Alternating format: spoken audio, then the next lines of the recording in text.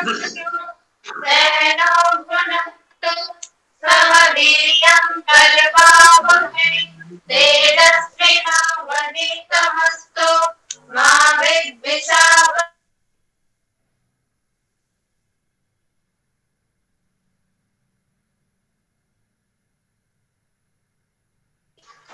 नमस्ते आचार्य जी। नमस्ते जी। तो कल हमने इस वर्णोच्चारण शिक्षा की भूमिका के अंतर्गत अंतिम श्लोक पर विचार किया और शब्द का जो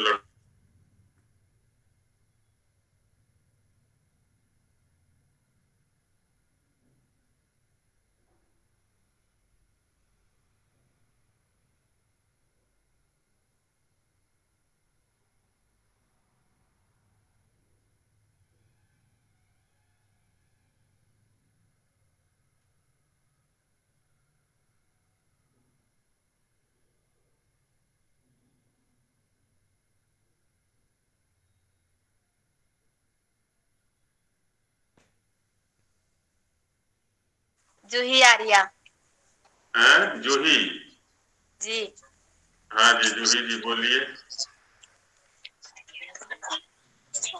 तमक्षरं ब्रह्म परं पवित्रं गुहाशयं संयुगसन्ति विप्रः विप्रः आकाशवायुः प्रभवः यस्य सः आकाशवायु संयोगेन यः उद्भवति शब्दः यत् अक्षरं यस्य आश्रय गुहा अर्थात् मत्याम् अस्ति यत् अत्युत्तमः तथा यत् शुद्धरूपेण अस्ति इत्थं ब्रह्मस्य विप्रः सम्यक् प्रकारेण उशन्ति सश्रेयसा चाभ्युदयेन चैव सम्यक् प्रयुक्तः पुरुषं युनक्ति सः ब्रह्मराशि सम्यक् प्रकारेण प्रयुक्तः अभवत् अभ्युदयेन श्रेयसा च द्विविधि सुखेन गुणेन मनुष्यं युनक्ति इति। ब्रह्म शब्द से रूपाणी कथम स्यु, ब्रह्म शब्द के रूप कैसे चलेंगे जूही? ब्रह्म ब्रह्मणि ब्रह्माणि। और तुमने प्रयोग किया ब्रह्मस्य, ब्रह्मस्य लिखा है कि नहीं वाक्य में? जी। तो फिर जब ब्रह्म ब्रह्मणि ब्रह्माणी ऐसे रूप चला रहे हो तो षष्ठी क्वेश्चन में क्या बनेगा? कोई और ना बताए पीछे से, पीछे की आवाज यहाँ तक आ जाती है जब पीछे से बताते हैं तो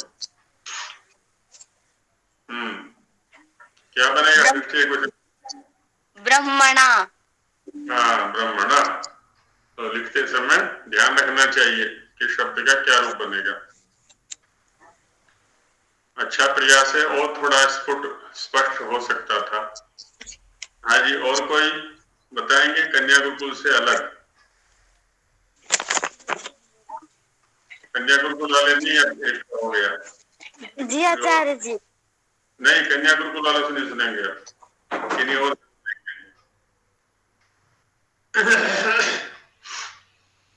हाँ जी और अर्चना जी आप सुनाइए कुछ।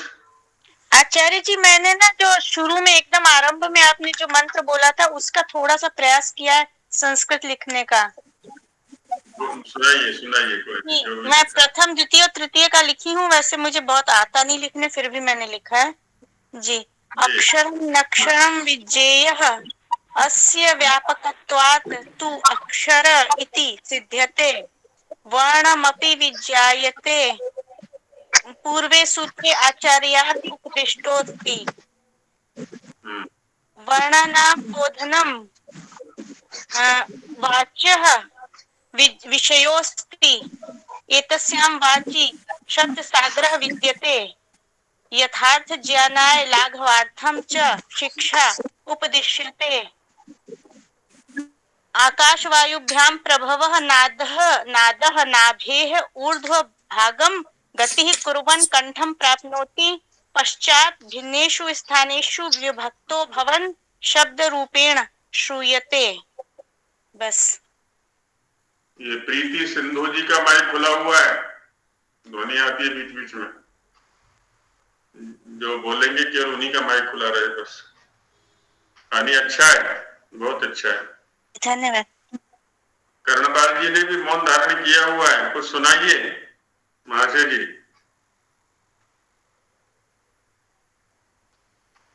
कर्णपाल जी हैं नोएडा से। हाँ आचार्य जी, अभी मैंने संस्कृत। आप हिंदी में सुनाइए, कोई नहीं, संस्कृत में लिखा हो तो संस्कृत में सुनाइए, नहीं तो हिंदी में सुनाइए। ठीक है आचार्य जी। जी। आचार्य, ये जो कल आपने पढ़ाया था वो ये है कि जो ये जो अक्षर है, इसको इन्होंने ब्रह्म से उपाधि दी है, नहीं जो सबसे बनाया था, सबसे पवित्र भी माना जाता है।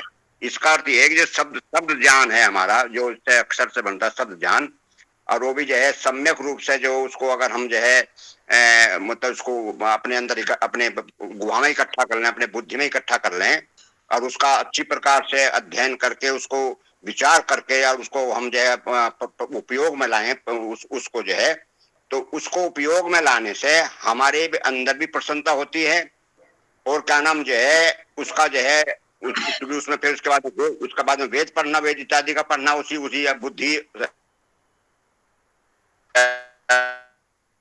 जो बुद्धि है वो वही जो है एक समझे ज्ञान जो है, तो ज्ञान ही जो है ब्रह्म है। और इस ज्ञान के द्वारा जब उसे हम आचरण में लाते हैं अपने, तो उससे हमारी भी ख्याति होती है, हमारा जो अभ्युदय भी होता है, आगे श्रेष्ठ भी हमको प्राप्त होता है, हमारे जो पूर्वज हैं, माता पिता इत्यादि, उनका भी नाम रोशन होता है। और इसी जो है ज्ञान के द्वारा हम जो है इसको जब उच्चारण करेंगे तो दूसरों को भी इसमें जो है क्या नाम जो है अच्छा लगता है, दूसरों को प्रसन्नता होती है, और हमारा भी उसमें नाम होता है। बहुत सुंदर, बहुत सुंदर, बहुत अच्छा, वैसे ही चिंतन किया करें। हाँ जी, और कोई सुनाएंगे? ये गार्गी गुरुकुल वाले बच्चे आए कि नहीं आज? सत्यवान जी जुड़े हुए हैं गार्गी कन्या गुरुकुल वाले बच्चे? संभवतः आज नहीं जुड़े आचार्य जी। अच्छा, आज नहीं जुड़े हैं। हाँ जी, और कौन सुनाना चाह रहे हैं कुछ कल के सूत्र में? हाँ जी जी, रजनी जी सुनाइए। थोड़ा प्रयास किया है गुरुजी। बिल्कुल बिल्कुल, सुनाइए। पहले इस श्लोक का अन्वय मैं बोल देती हूँ। विप्रः परम पवित्रम गुहाशयम तम अक्षरम ब्रह्म सम्यक् उशन्ति स एव श्रेयसा अभ्युदयेन च सम्यक् प्रयुक्तः पुरुषं युनक्ति। विप्रः धीमन्तः परमं पवित्रम अत्यन्तं शुद्धं गुहाशयं बुद्धयाशयं बुद्ध्यां स्थितः तम आकाशवायुभ्यां यस्य प्रभवति अक्षरं नाशरहितं ब्रह्म सर्वव्यापकं शब्दराशिं सम्यक् सुष्ठु प्रकारेण उशन्ति प्राप्नुवन्ति सैव बुद्ध्यां स्थितः पवित्रतमं शब्द श्रेयस परमार्थ सुखेन अभ्युदयेन इह लौकिक सुखेन च सम्यक् रूपेण प्रयुक्तं प्रयोगं कृतः पुरुषं मानवं युनक्ति का मुझे समझ नहीं आया गुरुजी, क्या संस्कृत में क्या करेंगे? जी, योगम करोति संयोगम करोति। और भावार्थ है धीमन्तः इह लौकिक पारलौकिकाभ्यां यत् गुहाशयम् अधितिष्ठति तत् अक्षरं सम्यक् प्रकारेण श्रेष्ठतमं शब्द ब्रह्मैव प्राप्नुवन्ति। बहुत सुंदर। अभी दूसरा सूत्र रह रहा है, उसका स्पर्श किसी ने नहीं किया है। शब्द का लक्षण जो सूत्र है उसका स्पर्श किसी ने नहीं किया, उसका अर्थ कीजिए कोई। मैं कर लेता हूँ। अब किसी और से ले लेते हैं, सोमदत्त जी भी तो होंगे, कोई दूसरों से ले लेते हैं। हाँ जी, सोमदत्त जी हैं, और नए लोगों में कोई और बोलिए। सभी लोग प्रयास कर रहे हैं, ऐसा ना समझें कि इन्हीं को आता है हमें नहीं आता है। त्रुटित भी चलेगा, अशुद्ध भी चलेगा, संकोच करते हैं कुछ लोग। हाँ जी, कर्णपाल जी कह रहे थे मैं करता हूँ। सूत्र का दूसरे का। हाँ आचार्य जी, ये है कि जो हमारे छोटे ये हमारे जो ये कर्नेंद्रिय है हमारी जो है, ये तो सुनती है, ये तो उसका सुनना जो है धर्म है जो है। कान से हम जो है जो कान की इंद्रिय है, इससे हम जो ज्ञान को उपलब्ध करते हैं। और ये ज्ञान जो है हमारा, ये हमारा बुद्धि रूपी गुहा में रहता है जो है। इसका जो एकत्रित होने का स्थान है वो बुद्धि है, और बुद्धि ही उसको मनन करके फिर मन इत्यादि के द्वारा हमारी इंद्रियों को प्रदर्शित करती है। और जब हम इसका हम प्रयोग करते हैं, इसका उच्चारण करते हैं, इस पवित्र ज्ञान को बुद्धि से जो आया है हमारे पास में, और उसको बुद्धि पूर्वक विचार कर हम जो इस पवित्र ज्ञान का जब हम उच्चारण करते हैं, तब ये प्रकाशित होता है। अब ये जो शब्द कहते हैं इसको, ये शब्द का ये हिसाब है। बहुत सुंदर। चलिए, तो इन दो में या पिछले वाले श्लोकों में किन्हीं को कोई संशय, कोई शंका हो तो वो रख सकते हैं। आचार्य जी, आचार्य जी, मैंने कुछ प्रयास किया था। हाँ जी राकेश जी, सुनाइए। ये प्रथम जो 5 है ना, इनका जो है किया वो था मैंने, वो जो 4 जो थे। बोलिए। हाँ, अक्षरम अर्थात यस्य अक्षरम न भवति यो नश्वरा अविनाशी ईश्वरा, नक्षरम यम न क्षरति क्षरम न प्राप्नोति विद्यात्।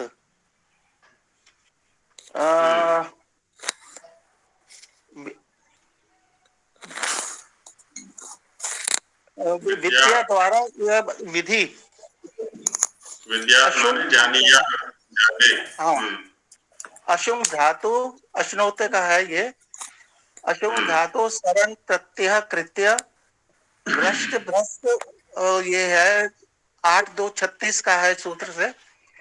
इस सूत्रात मूर्धन्य श भवति षडो का से ककार 8-2-41 से। तो आका कुत्व कृतना अक्षर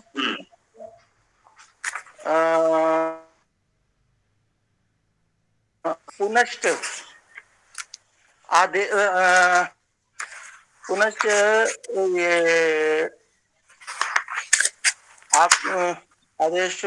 आदेश प्रत्ययो भवति सर श मूर्धन्य भवति अक्षर इति।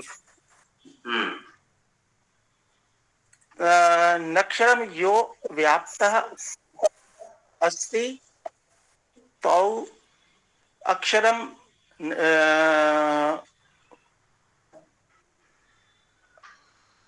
आपका संपर्क ढीला है, कोई नहीं, बहुत अच्छा प्रयास है। हाँ, किमर्थम उपदिश्यते चतुर्विध प्रयोजनार्थ उपदिश्यते। यथा प्रथम वर्ण ज्ञानम, वर्णानाम ज्ञानम प्राप्त्वा पश्चात वाग विषय अर्थात सत असत धर्म अधर्म सत आचरात द्वितीया तानि यानि वेदेषु उपदिशत ब्रह्म शब्दानि वर्तते। तृतीया तदर्थम ज्ञानम इष्ट ज्ञानम बोधितव्यम। चतुर्था लाभीकरणम यथा अल तथ्य तस्मिन् सम्मिलितानि स्वर एवं व्यंजनानि सन्ति। यदि प्रत्येके प्रत्याहारे विहित विहित वर्णानि उच्यते ताम उच्चारणे बहुवा प्रयत्नं भविष्यति। सो लाघवीकरणं या लघवत्वं कथ्यते। ये चतुर प्रयोजनानि सन्ति। सो अयं पूर्व कथित एवं अयम अक्षरम समाम्नाय यस्मिन् शब्द ब्रह्म यम देव यम वेद उच्च वेद में उपदिश्य है ये, उनका एवं वाक सामान्य वाग विषय सति तानि ब्रह्म राशि इति तम ज्ञानम प्राप्नुत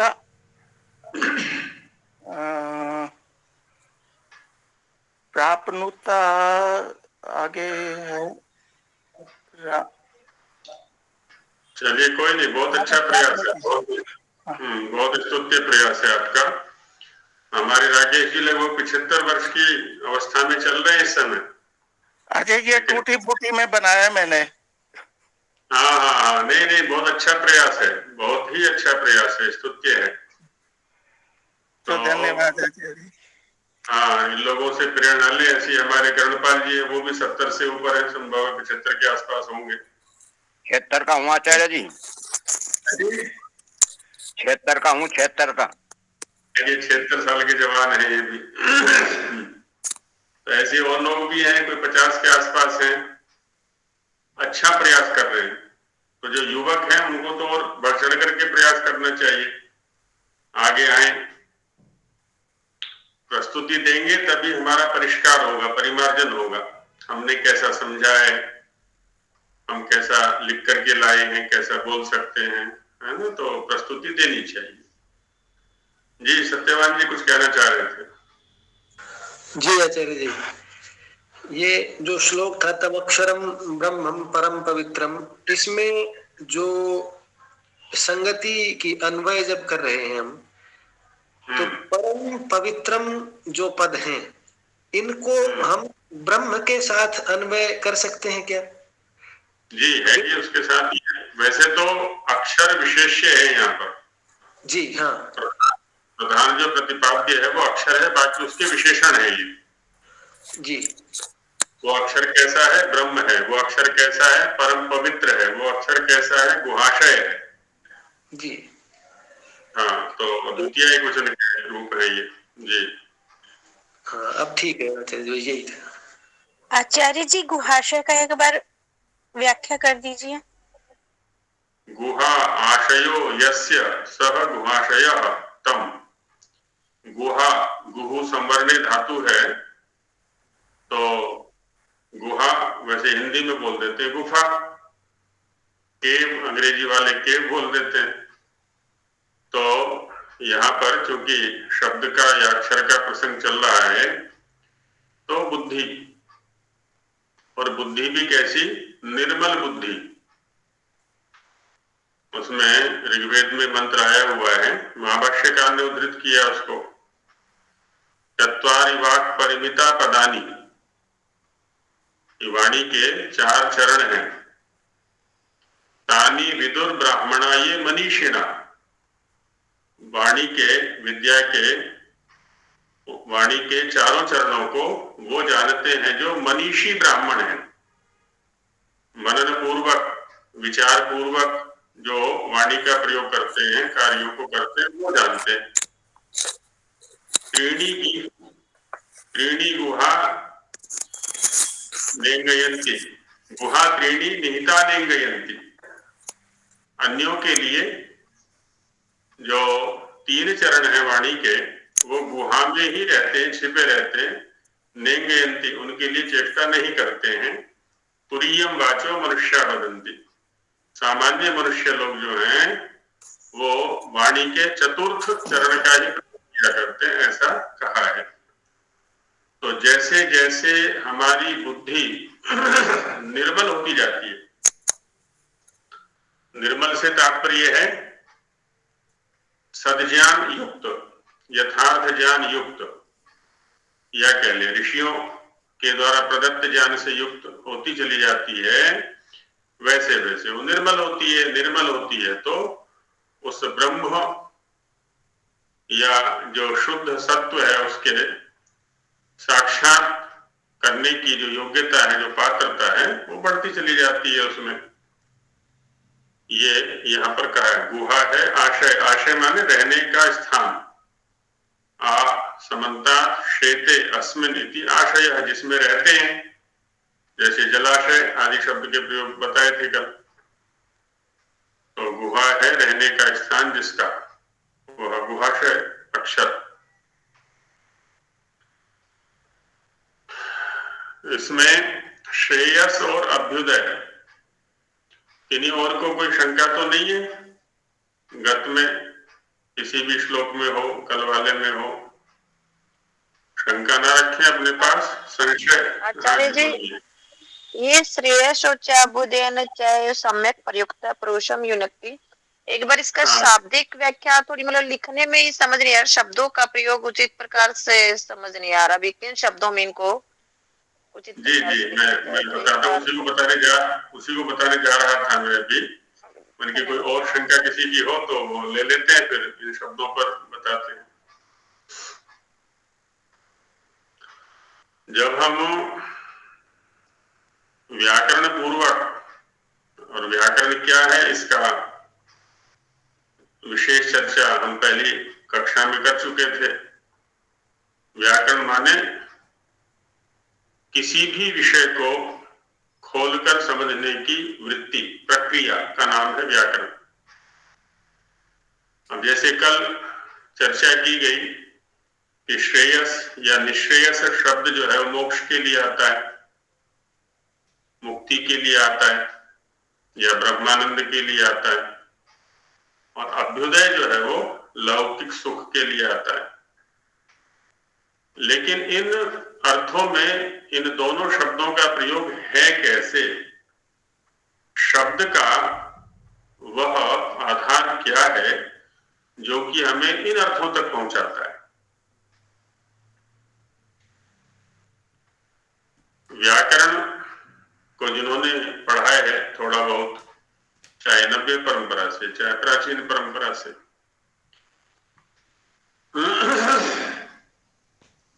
तो एक प्रत्यय है ईयसुन और एक है इष्ठन।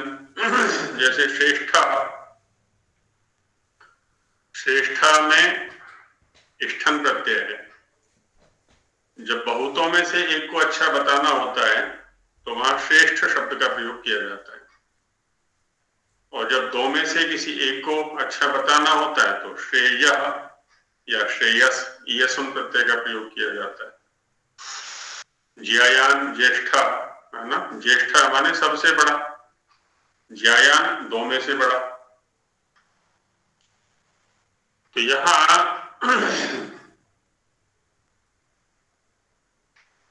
श्रेयस शब्द का प्रयोग या निश्रेयस शब्द का प्रयोग किया है। इसका मतलब उससे अच्छा है ना। प्रशस्यस्य श्रः, एक सूत्र आया 5वें अध्याय में कि प्रशस्य शब्द को श्र आदेश होता है, इष्ठन या ये सुन प्रत्यय होते हैं वहां पर। तो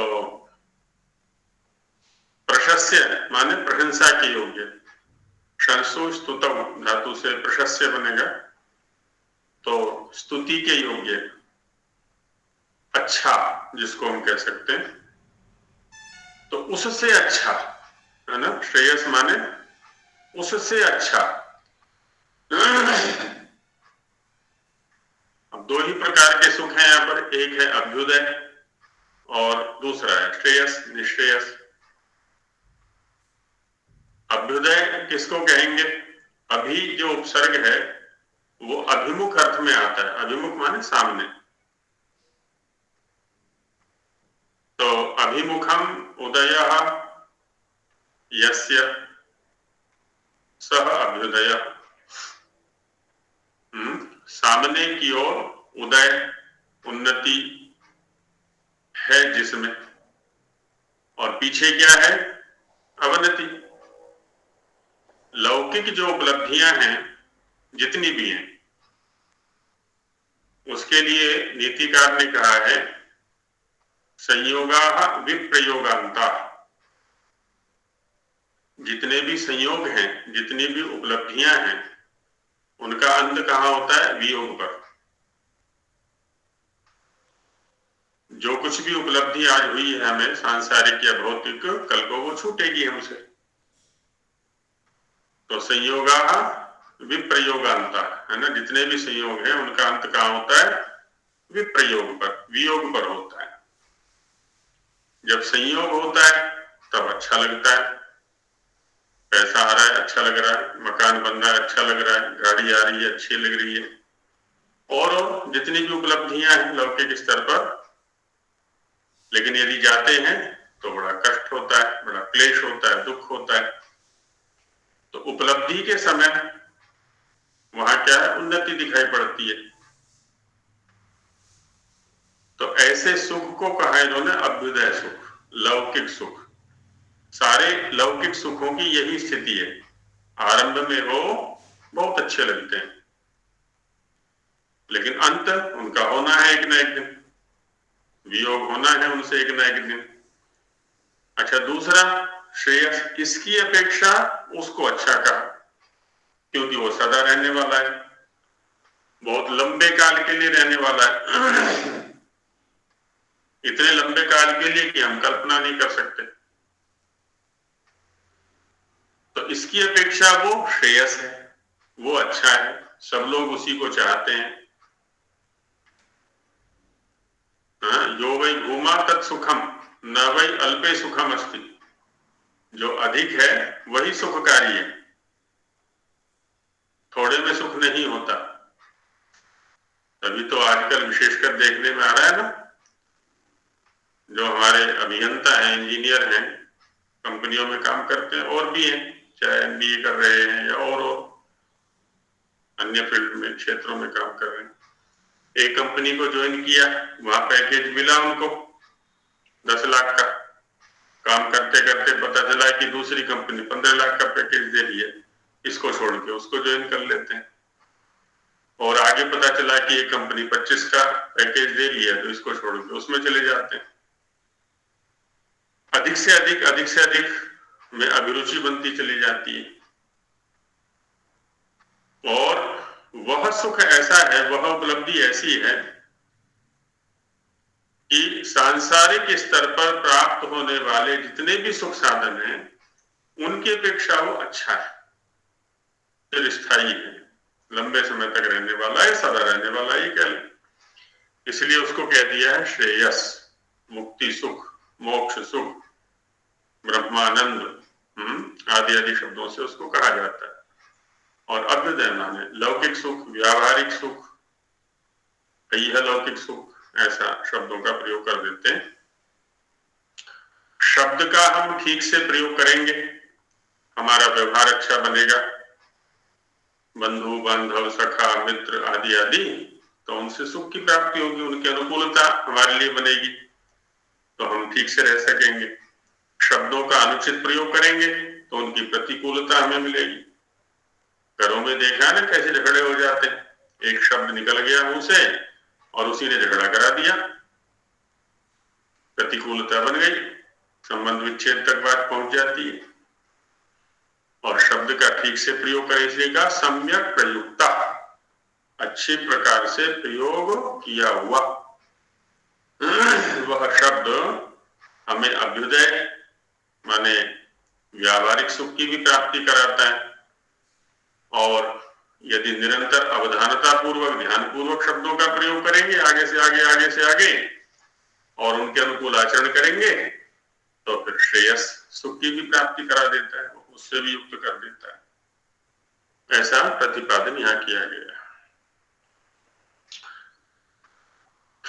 चलिए, शब्द का लक्षण हमने जान लिया था कि श्रोत्र से ही उसकी उपलब्धि होती है और बुद्धि से ही निश्चय ग्रहण होता है, प्रयोग से ही, उच्चारण से ही वो प्रकाशित होता है, और आकाश उसके रहने का स्थान है।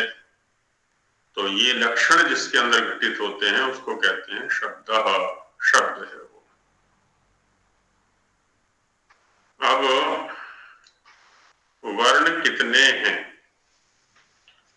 अब सामान्य रूप से दिखा दिया इन्होंने त्रिषष्टि, त्रयश्च षष्टिश्च इति त्रिषष्टि, यात्यधिका षष्टि त्रिषष्टि, 3 है अधिक जिसमें ऐसी षष्टि, षष्टि माने 60, तो 63 हो गए। त्रिषष्टि का ही हिंदी में बिगड़ के रूप बन गया 63, 63 तिर माने त्रि, 60 माने षष्टि, तो 63। तो 63 वर्ण है ये। अब कैसे हैं, पहले इनके 63 वर्णों को समझ लेते हैं। 63 वर्ण वह है जिनका प्रायः प्रयोग होता है, इनको गिनाया हुआ है। अब आगे जो छठा पृष्ठ है, वर्णोच्चारण शिक्षा, यदि सबके पास यही है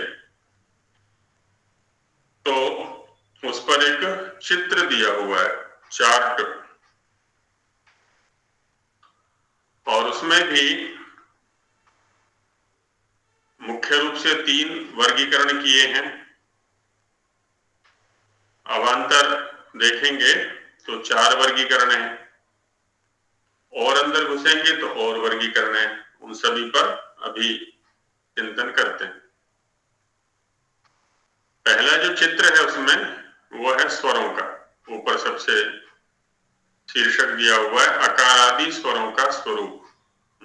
अकारादि, आकार है आदि में जिनके, ऐसे वो अकारादि। तो स्वरों का, व्याकरण के अंदर स्वर के लिए अच शब्द का प्रयोग कर लिया जाता है, और इधर शिक्षाकार उसको स्वर कहते हैं।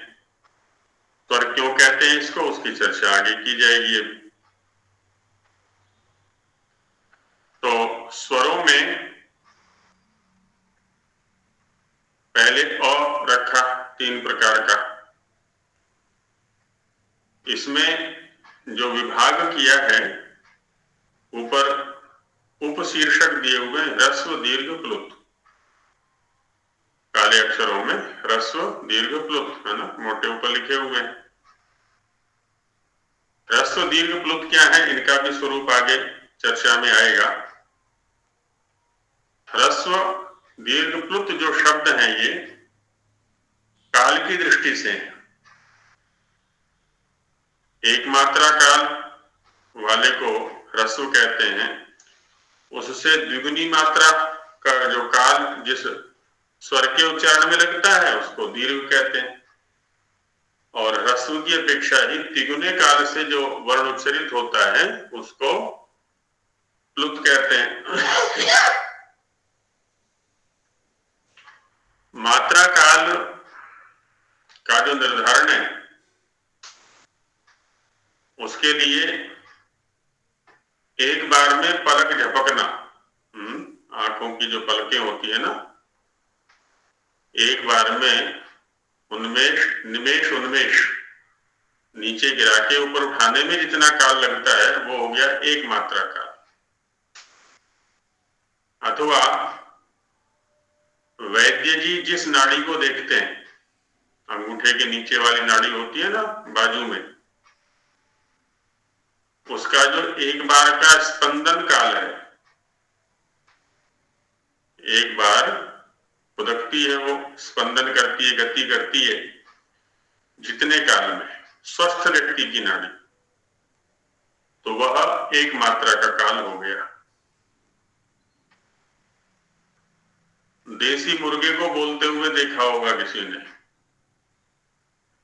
देसी मुर्गा क्रमशः इन तीनों मात्राओं का उच्चारण करता है।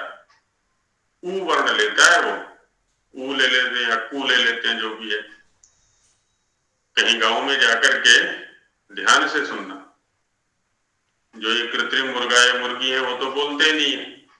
जो देशी मुर्गा है जिसके सिर पर कलगी होती है ना, उसको सुनेंगे तो तीनों मात्राओं का क्रम से उच्चारण करता है वो।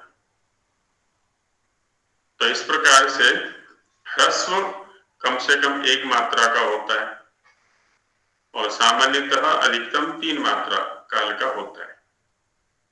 अब अ के 3 विभाग हो गए मात्राओं या काल की दृष्टि से।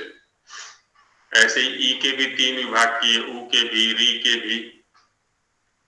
ली में दीर्घ नहीं होता, ह्रस्व या प्लुत की सत्ता है। कुछ लोग दीर्घ भी मानते हैं, इसकी चर्चा भी आगे की जाएगी।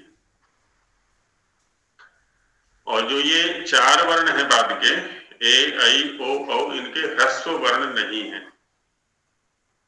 तो इनके 2 हो गए, दीर्घ और प्लुत करके। अब देखिए ये स्वर कितने हो गए, 3 3 6 3 9 3 12 12 और आगे 10 22।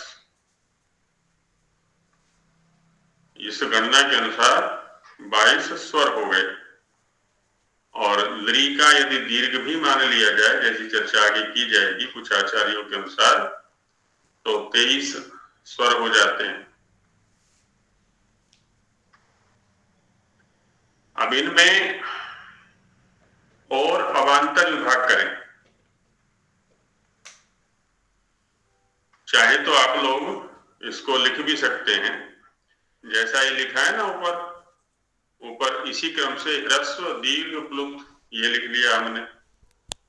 पहले ह्रस्व लिखा, उसके बाद दीर्घ लिखा, उसके बाद प्लुत लिखा।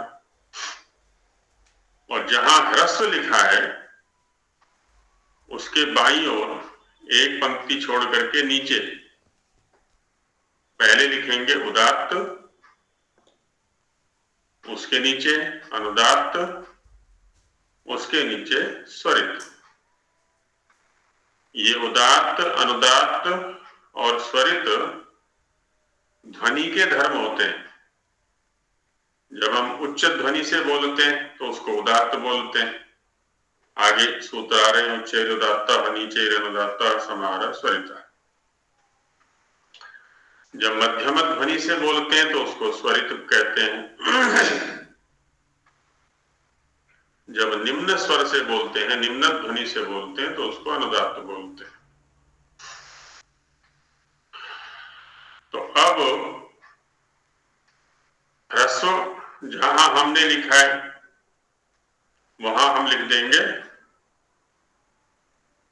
अ 3 बार आ गया, क्योंकि ह्रस्व उदात्त अ, ह्रस्व स्वरित अ, ह्रस्व अनुदात्त अ। अब ऐसे दीर्घ के नीचे 3 लिख देंगे हम, आ दीर्घ उदात्त आ, दीर्घ अनुदात्त आ, दीर्घ स्वरित आ। ऐसे ही प्लुत के नीचे भी हम लिखेंगे। प्लुत वर्ण को दिखलाने के लिए उसके साथ में 3 का अंक लिख दिया जाता है। तो प्लुत उदात्त आ, प्लुत अनुदात्त आ, प्लुत स्वरित आ। ऐसे हो गया ये। अब यहां हमने देखा एक एक के 3 विभाग हो गए। ह्रस्व के भी 3 हैं, दीर्घ के भी 3 हैं और प्लुत के भी 3 हैं, उदात्त अनुदात्त स्वरित, ऐसा करके। अब इनका एक और विभाग होता है। ये तो हो गए विशुद्ध अ। इसी अ को जब हम नासिका के साथ बोलेंगे, अष्टाध्यायी में सूत्र है मुख नासिका वचनोनुनासिका। मुख के साथ साथ नासिका का भी प्रयोग जब हम करते हैं किसी वर्ण के उच्चारण में, तो उसको कहते हैं अनुनासिक। अभी हम बोल रहे थे अ, अब हम उसको बोलेंगे आ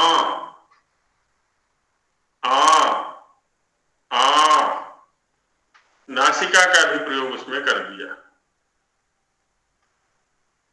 तो जो 9 भेद अभी हमने लिखे थे 3 3 3 करके, उन्हीं 9 के अब 18 हो जाएंगे। पहले जो लिखे हमने वो है निरनुनासिक, माने अनुनासिक धर्म रहित। और जब इनको अनुनासिक गुण से युक्त करेंगे तो वो हो जाएंगे सानुनासिक। सानुनासिक माने अनुनासिक सहित, बाकी वही भेद रहेंगे। जैसे पहले किया था हमने ह्रस्व उदात्त अ, अभी क्या हो जाएगा? ह्रस्व उदात्त अ। उसमें नासिक के ध्वनि को और संयुक्त कर दिया, नासिका को और साथ में लगा दिया उच्चारण काल में। उदात्त नहीं, ह्रस्व अनुदात्त अ, ह्रस्व स्वरित अ। तो इस प्रकार से अ के 18 भेद हो गए। 9 निरनुनासिक और 9 ही हो गए सानुनासिक। एक अ के 18 भेद। ऐसे ही ई के भी 18 भेद हो जाएंगे, ऐसे ही ऊ के भी 18 भेद हो जाएंगे, और री के भी 18 भेद हो गए। 18 भेद वाले हमारे पास हो गए 4। तो 18 चौके 72, ये 72 हो गए। ली में दीर्घ नहीं है, दीर्घ नहीं है तो एक विभाग कम हो जाएगा इसमें, ये हो जाएंगे 12। एक दीर्घ वाला विभाग कम हो गया, 6 वर्ण कम हो गए उसमें। तो उधर हो गए थे हमारे 72, और 72 और 12 मिलाकर के कितने हो जाएंगे? 84। अब 12 ले लेंगे हम इन चारों के, ए ऐ ओ औ। प्रक्रिया वही रहेगी, इनके ह्रस्व वाला विभाग समाप्त हो जाएगा। ली में दीर्घ वाला विभाग नहीं था, ए ऐ ओ औ में ह्रस्व वाला विभाग नहीं है। 12 इनके हो जाएंगे। जब 12 इनके हो गए तो 12 चौक 48, और ऊपर दी के 12 थे तो 12 पंजे 60। 60 और 72, ऊपर 18 वाले 4 थे, 72, और ये 12 वाले हो गए 5। 12 पंजे 60, तो 60 और 72 कितने हो गए अभी? 132। 7 और 6 13, 130, 132 हो गए। और यदि ली के दीर्घ भी मान लिए जाए, ली के कुछ आचार्यों के मत में दीर्घ भी माना जाता है, आगे चर्चा की जाएगी। तो ली के दीर्घ भी मान लिए जाए तो 6 वो जोड़ लिए जाए इसमें, 132 और 6 138। तो इस प्रकार से 138 प्रकार के स्वर हो जाते हैं हमारे, है ना, जिनको यहाँ पर 22 के अंतर्गत दिखाया हुआ है। इतने स्वरों का हम प्रयोग करते हैं, वेद में भी और लोक में भी उनका प्रयोग किया जाता है। तो ये इस प्रकार से 132 अथवा 138 प्रकार के स्वर हो गए। अब दूसरा विभाग है व्यंजनों का। स्वरों का विभाग समझ में आ गया होगा सभी के, सरल भाषा में ही प्रतिपादन प्रयास किया है। आचार्य जी, एक प्रश्न, एक संशय था। जी जी बहन जी। ये जो अ है, उसमें अनुस्वार के साथ भी उसका उदात्त, अनुदात्त और स्वरित होगा? जी बिल्कुल, तभी तो 18 बनेंगे। तभी 18, हाँ जी। हाँ जी, अनुस्वार नहीं, अनुनासिक बोलेंगे बहन जी। अनुनासिक, सॉरी, हाँ जी। अनुनासिक गुण है, अनुस्वार एक स्वतंत्र वर्ण है, वो अभी आगे चर्चा में है। जी जी। तो अनुनासिक धर्म युक्त होने पर तभी ये 132 अथवा 138 स्वर हो जाते हैं हमारे। आचार्य जी बहन जी बोलिए।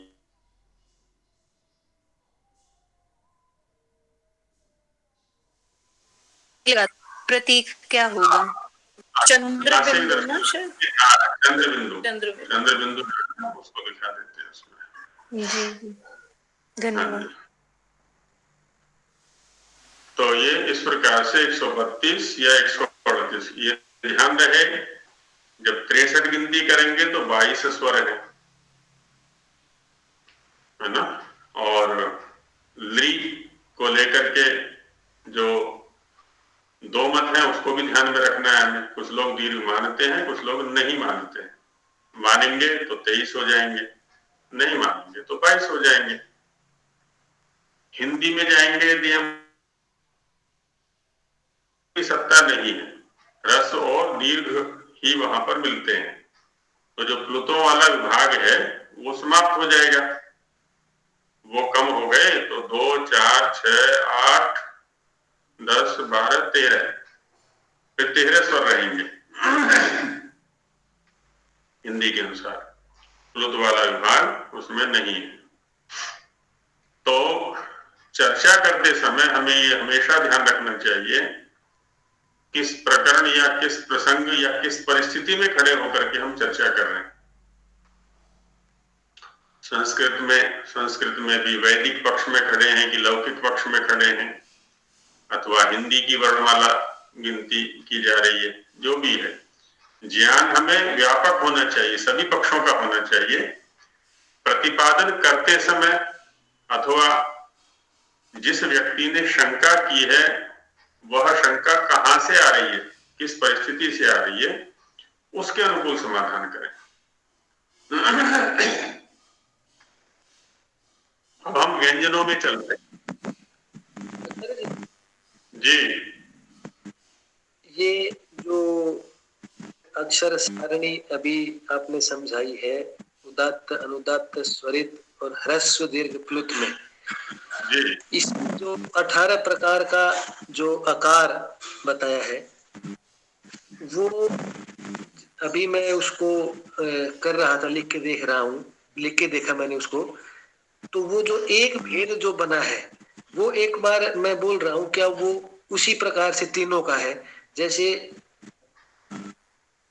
6 जो आकार था उसमें ह्रस्व आकार उदात्त सानुनासिक, ह्रस्व आकार अनुदात्त सानुनासिक, ह्रस्व आकार स्वरित सानुनासिक, ह्रस्व आकार उदात्त निरनुनासिक, हाँ जी, ह्रस्व आकार अनुदात्त निरनुनासिक और ह्रस्व आकार स्वरित निरनुनासिक। बिल्कुल बिल्कुल ऐसे ही होगा। और ये एक ह्रस्व, ऐसे ही दीर्घ प्लुत का, दीर्घ का, प्लुत का, फिर अ, ई, उ, री, इन चारों के इसी प्रकार से बनेंगे। ली का दीर्घ वाला विभाग नहीं है, ह्रस्व और प्लुत का ही रहेगा। ए, ऐ, ओ, औ का ह्रस्व वाला विभाग नहीं है, दीर्घ और प्लुत का ही विभाग रहेगा। ऐसा ली का दीर्घ वाला विभाग पाक्षिक रूप से रहेगा किन्हीं आचार्यों के मत में, जिसकी चर्चा आगे आएगी। अभी केवल स्वरूप के आधार पर वर्गीकरण किया जा रहा है। इनका जो आंतरिक स्वरूप है उच्चारण की दृष्टि से, उस पर चर्चा आगे की जाएगी। ऐसे ही व्यंजनों के अंतर्गत उसको हमने वर्गों में बांट लिया है, और जो प्रथम वर्ण है उसी के नाम पर उस वर्ग का को नामित कर दिया। अब जैसे कवर्ग है, कवर्ग का प्रथम अक्षर है क, तो क से ही इन पांचों को नाम दे दिया, है ना। कस्य वर्ग कवर्ग, ये क का वर्ग हो गया। जो शाखाओं में जाते हैं, आर्यवीरदल की शाखा में भी जाते हैं, तो वहां भी ऐसी वर्गीकरण कर दिया जाता है, अलग अलग उनको नाम दे दिया जाता है। किसी देशभक्त का नाम दे देते हैं उस वर्ग को, किसी महापुरुष का नाम दे देते हैं। यहाँ पर प्रथम वर्ण को ही जो है ना उस वर्ग के नाम के रूप में रख दिया है कि क, ख, ग, घ, ङ, ये क का वर्ग हो गया, क्योंकि इनका जो मुखिया है, इनका जो प्रथम वर्ण है वो है क। ऐसे ही दूसरा वर्ग है च वाला, तो च वर्ग नाम दे दिया उसको। तीसरे को ट वर्ग, चौथे को त वर्ग, और पंचम को प वर्ग। इन्हीं को वैयाकरण जैसे यहाँ पर क के साथ वर्ग शब्द रखा हुआ है, वे लोग क के साथ में ऊ जोड़ देते हैं, कु। तो कु, चू, टू, तू, पू। जिसको यहाँ पर कहा ना कवर्ग, कवर्ग के लिए आ गया कु, चवर्ग के लिए चू, टवर्ग के लिए टू, तवर्ग के लिए तू और पवर्ग के लिए पू। अष्टाध्यायी में यदि कहीं पर भी एक शब्द दिखाई पड़ते हैं, जैसे छुटू सूत्र है, तो छुटू में चू और टू, लशक व तद्धिते में कु है, तो वहां पर कु माने कवर्ग, चू माने चवर्ग, टू माने टवर्ग, कुपो हो कपौच, कु कवर्ग, पू पवर्ग, कुहो चू, कु कवर्ग, चू चवर्ग। तो ऐसे ये नाम भी इनके लिए दिए गए हैं। ये 5 वर्ग बन गए। 5 वर्ग में प्रत्येक वर्ग में 5 वर्ण है तो 25 वर्ण हो गए। इन 25 वर्णों के लिए एक नाम दिया गया है स्पर्श। स्पर्श सूत्र है कादयो मावसानाः स्पर्शाः। कादयः क है आदि में जिनके, मावसानाः म से जिनका अवसान होता है, समाप्ति होती है, तो क से लेकर के म पर्यंत जो वर्ण है उनका नाम है स्पर्शाः, स्पर्श। तो इन 25 वर्णों के लिए, 25 व्यंजनों के लिए स्पर्श नाम भी है। एक वर्ग बनाया अंतस्थ। अंतस्थ के अंदर 4 वर्ण आते हैं, ये य, र, ल, व। अंतस्थ भी वैसे देखा जाए तो वर्ग वैयाकरणों की संज्ञा है ही। प्रत्याहार सूत्र जिन्होंने याद किए हैं तो उसमें इन वर्णों से पहले स्वर आ गए सारे, अ, ई, उन, ऋ, ऋ, ए, ओं, ऐ, औच, यहां तक। अब आगे आगे आगे आइए ह, य, व, रट, और आगे जो है फिर व्यंजन है सारे। वैसे तो ये हल के अंदर आ गए हैं सारे ये, तो अच अलग हो गए और जो विशुद्ध व्यंजन है वो अलग हो गए। और ये जो य, र, ल, व हैं, ये ऐसे व्यंजन हैं जिन्होंने संधियां पढ़ी हैं, उनको पता होगा कि कहीं पर य के लिए ई का प्रयोग होता है, र के लिए री का, ल के लिए द्री का, व के लिए ऊ का। तो कभी ये अच की या स्वर की भूमिका में होते हैं और कभी ये व्यंजन की भूमिका में होते हैं। ये अपना स्थान बदलते रहते हैं, इसलिए अंतः माने मध्य, तिष्ठन्तीति अंतस्था, क्योंकि ये मध्य में रहते हैं, कभी स्वर की भूमिका में, कभी व्यंजन की भूमिका में। अथवा वहां मध्य में पठित है ये प्रत्याहार सूत्रों में, तो अंतः शब्द मध्य के लिए आता है। तो इनके लिए अंतस्थ शब्द का प्रयोग है। तो 25 और 4 29, और ऊष्म वर्ण 4 हो गए, तीनों प्रकार के शकार हो गए, तालव्य, मूर्धन्य और दंत्य और ह। तो 25, 4, 29, 4, 33 और 132 पहले स्वर के रूप में हम कर चुके हैं। और ये हो गए। आगे अयोगवाह, ये वर्गीकरण है। अयोगवाह शब्द के ऊपर चिंतन महाभाष्य में आया हुआ है कि प्रत्याहार सूत्रों में इनका योग नहीं है, उपदेश नहीं है, निर्देश नहीं है, लेकिन कार्य इनसे लिया गया है। अष्टाध्यायी के अंदर विसर्जनीय से भी कार्य लिया गया है, जिह्वा मूलीय उपध्मानीय से भी कार्य लिया गया है, अनुस्वार से भी लिया गया है। मोनुस्वार खरवसानी और विसर्जनीय, कुपो, कपौच,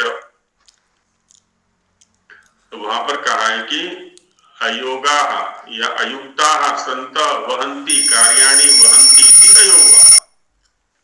अयुक्ता माने अनिर्दिष्टा अनुपदिष्टा।